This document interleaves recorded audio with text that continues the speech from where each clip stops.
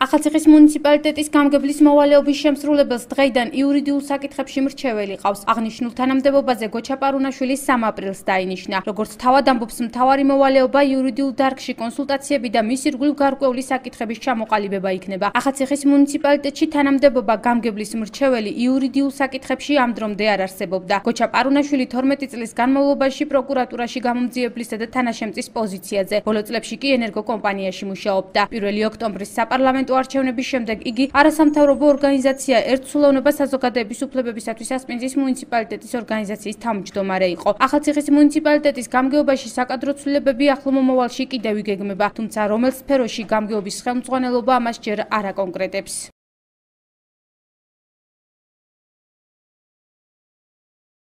დავინიშნე გამგებლის მრჩევლის თანამდებობაზე ახალციხის მუნიციპალიტეტში.